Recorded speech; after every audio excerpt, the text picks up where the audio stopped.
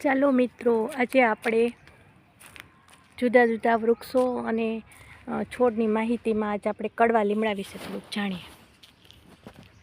જુઓ, કડવા લીમડા કેટલા બધા છે અહીંયા.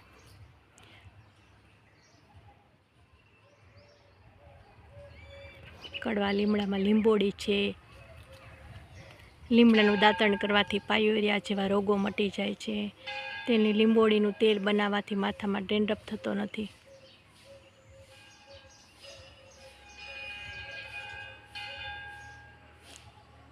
અને ઠંડક આપે છે આપણને.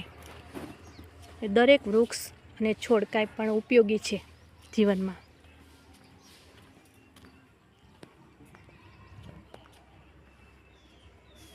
તેનું બળતણ વાપરવા માટે, બળતણ ચૂલો સળગાવવા માટે કામ લાગે છે.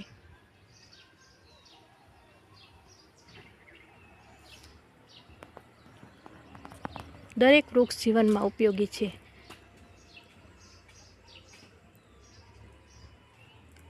કડવો લીમડો, પણ એના ઉપયોગો કેટલા મીઠા છે. ઘણા લોકો લીમડાની અંતરછાલ પણ પીવે છે. નાના બાળકોને પેટમાં કૃમિ હોય તો તેના કૂણા પાનનો ઉકાળો કરી પીવડાવવાથી પણ તેને રાહત થાય છે. માથામાં જૂ, લીક કે ખોડો થઈ ગયો હોય તો પણ તેના લીંબોડીનું તેલ બનાવી ઉપયોગ કરી શકાય છે.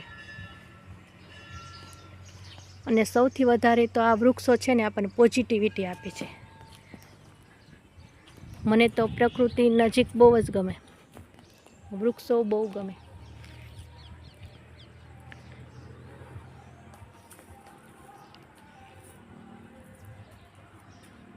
તો ચાલો ઘરના એસીમાંથી બહાર નીકળી વૃક્ષ નીચે બેસીએ, વૃક્ષની ઉપયોગિતા સમજીએ અને ઘરે ઘરે એક લીમડો, કડવો લીમડો વાવીએ.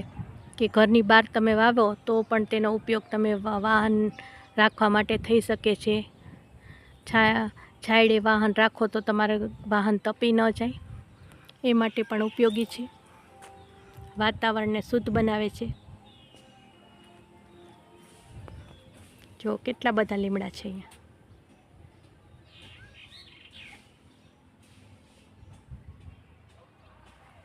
અને માનસિક શાંતિ પણ વૃક્ષ પાસે તમને મળે છે.